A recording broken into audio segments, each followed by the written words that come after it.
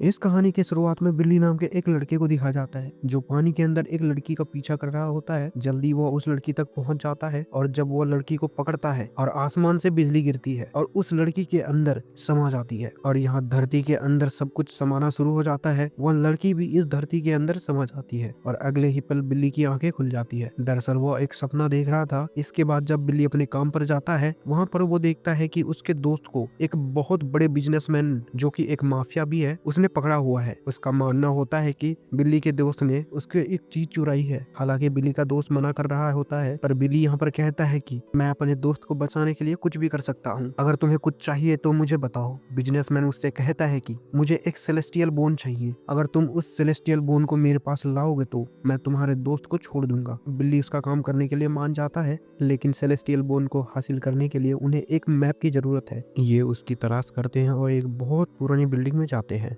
जहाँ पर बिल्ली को एक लड़की दिखती है जिसे देखकर वो पूरी तरह से हैरान हो जाता है क्योंकि ये लड़की हूबहू उसी लड़की की तरह होती है जो लड़की बिल्ली के सपने में आई थी, जो धरती के अंदर समा गई थी। इस लड़की का नाम सरली होता है। बिल्ली सरली से कहता है कि मुझे वो मैप चाहिए। सरली कहती है ठीक है, मैं तुम्हें मैप दे दूंगी और मैं भी तुम्हारे साथ इस सफर पर चलूंगी। बिल्ली इसकी बात मान जाता है और ये सब के सब बोट से अपने सफर पर निकल जाते हैं, जहाँ बोट में हम एक बहुत मिस्टीरियस आदमी को दिखाया जाता है जो इन लोगों पर नजर रख रहा होता है। ये कौन है इसके बारे में किसी को कुछ भी पता नहीं। अब जब वो लगातार अपने सफर पर आगे बढ़ रहे होते हैं तभी शर्मिली के हाथों में जो कंपास होता है जिसकी मदद से वो आगे बढ़ रहे थे वो खराब हो जाता है। ये सब समझ जाते हैं कि पानी के अंदर कुछ न कुछ है जो इनकी बोट से टकरा रहा है और अगले ही पल पानी के अंदर से एक बहुत बड़ा मॉन्स्टर इनकी बोट पर हमला करता है जिससे इनकी बोट टूट जाती है। सरली भी पानी में गिरने वाली होती है, लेकिन तभी बिल्ली उसका हाथ पकड़कर उसे खींच लेता है और अब बिल्ली उसके दोनों दोस्त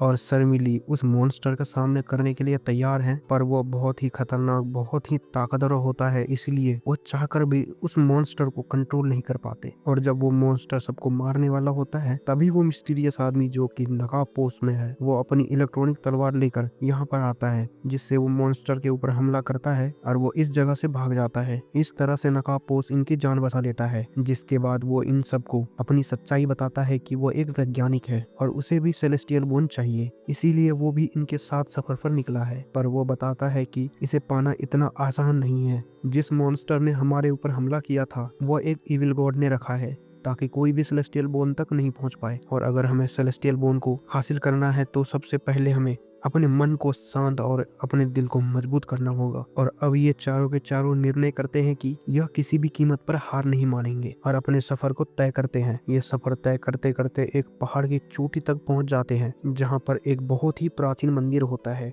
यह मंदिर के चारों तरफ देखते हैं लेकिन इन्हें आगे बढ़ने का कोई रास्ता नहीं दिखता और तभी बिल्ली को एक बटन दिखता है। जब वो उसे प्रेस करता है तो वहां पर एक छिपा हुआ रास्ता खुल जाता है। यह उस रास्ते से नीचे तहखाने के अंदर जाते हैं।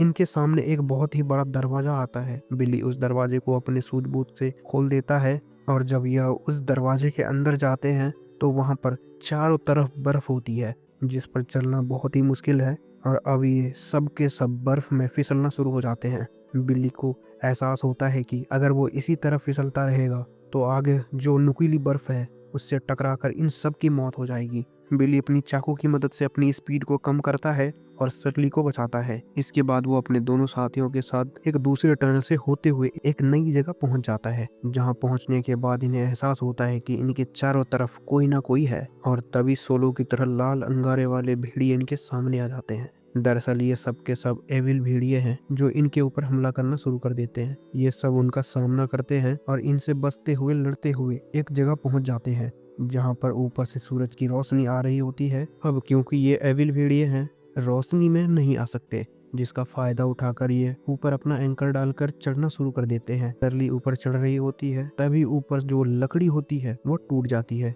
जिससे सूरज की रोशनी डायरेक्ट इनकी केब में आना शुरू हो जाता है। तभी इविल भेड़िए पीछे हो जाते हैं और एक एक करके ऊपर जाते हैं, लेकिन जब बिल्ली ऊपर जाने लगता है तभी सूरज की रोशनी के आगे बादल आ जाता है और अब सब भेड़िए उसके ऊपर हमला करने वाले होते हैं।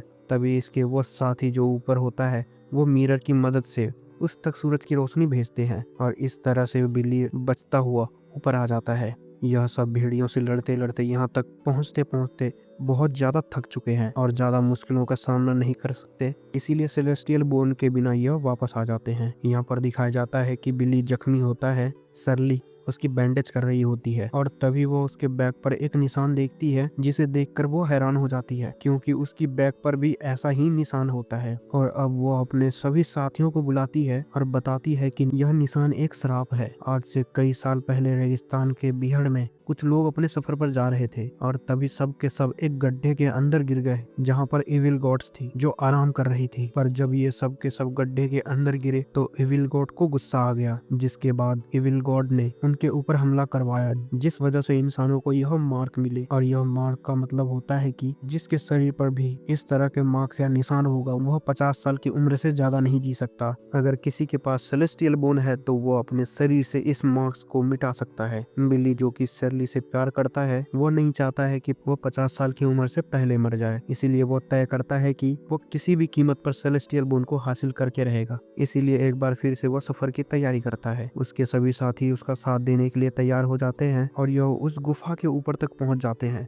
जिसके अंदर इविल भेड़िए हैं। अब इन्हें उस रास्ते को कैसे पार करना है यह पूरी कैलकुलेशन करते हैं, जिससे इन्हें समझ में आ जाता है कि अगर अंदर 30 मिनट तक रोशनी मेंटेन कर सकते हैं, यानी कि अगर 30 मिनट के अंदर इन्होंने सेलेस्टियल बोन को हासिल नहीं किया तो भेड़िए उन्हें मार देंगे। ये सब के सब अंदर आ जाते हैं जहाँ पर इन्हें एक और रास्ता मिलता है और उस रास्ते से होते हुए एक दूसरी जगह पहुंच जाते हैं जहाँ पर एक बहुत ही प्राचीन मंदिर है जहाँ चारों तरफ अंधेरा होता है। बिली वहाँ पर एक खास तरह से एक कैंडल जलाता है और उस कैंडल की रोशनी का चेन कनेक्शन होता है जिससे इस पूरी जगह पर उजाला हो जाता है। और अब ये धीरे धीरे करके एक एक कदम आगे बढ़ाना शुरू करते हैं क्योंकि इन्हें पता है कि अगर इन्होंने किसी भी गलत जगह पैर रखा तो यहाँ पर कुछ भी अनहोनी हो सकती है। पर गलती से बिली का एक पैर गलत जगह पर पड़ जाता है जिससे एक बटन प्रेस होता है और अगले ही पल पूरी जगह हिलना शुरू हो जाती है और बहुत सारे तीर और तलवार इनके ऊपर हमला कर देते हैं। पर किसी तरह से ये सब के सब बच जाते हैं। हालांकि इनके ऊपर और भी कई हमले होते हैं लेकिन ये अपनी जान बचा लेते हैं। और जब ये पूरे रास्ते को पार करते हैं तो तभी जमीन के अंदर से एक टूम बाहर निकलता है जिसके ऊपर वो सेलेस्टियल बोन घूम रहा होता है, जिसकी तलाश में ये सब यहाँ तक पहुंचे हैं। बिली उस सेलेस्टियल बोन को उठा लेता है और तभी बहुत बड़ी बड़ी स्पाइडर इनके ऊपर हमला कर देती है। ये उनका सामना भी करते हैं लेकिन इनके सामने टिक नहीं सकते। तभी बिली को एहसास होता है कि सारी की सारी स्पाइडर उसके पीछे है क्योंकि उसके पास सेलेस्टियल बोन है।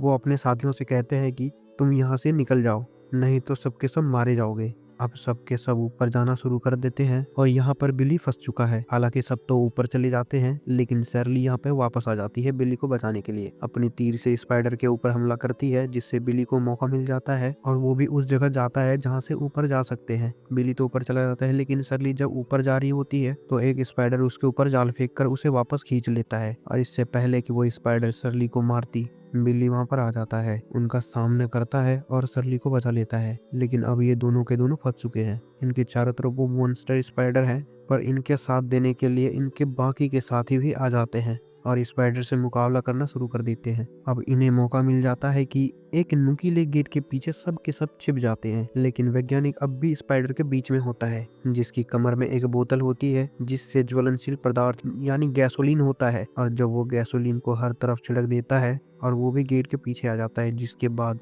बिली जिसके पास लाइटर होता है वो उस जगह पर आग लगा देता है, जिसके बाद आग बहुत ज्यादा बढ़ जाती है क्योंकि इस मंदिर के अंदर ऐसी गैस होती है जो जलाई जा सकती है। और अब क्योंकि अब यहाँ पर आग लग चुकी होती है इसीलिए इस जगह का ऑक्सीजन लेवल बहुत ज्यादा कम हो जाता है। अब इनके पास बाहर जाने का कोई भी रास्ता नहीं है। अब ये एक दूसरे का हाथ पकड़ लेते हैं क्योंकि इन्हें समझ में आ जाता है कि इनकी जिंदगी का अंत आ चुका है। और तभी सरली देखती है कि उसके हाथ में जो कंपास होता है वो एक बार फिर से बंद हो गया है। पिछली बार जब ये कंपास बंद हुआ था जब समुद्र में इनके ऊपर एक सी मॉन्स्टर ने हमला किया था और फिर एक बार कंपास का बंद होना मतलब यह है कि सी मॉन्स्टर इनके आसपास ही है। इन्हें एहसास होता है कि यह मंदिर समंदर के बीचों बीच है। वहीं हमें इस मंदिर के बाहर दिखाया जाता है जहाँ पर सच में सी मॉन्स्टर आ गया है, जिसे पता है कि इंसान अंदर है और वो मंदिर की दीवार पर जोर जोर से टकराता है जिस वजह से वो मंदिर की दीवारें लीक हो जाती है और अगले ही पल समंदर का बहुत सारा पानी मंदिर के अंदर आ जाता है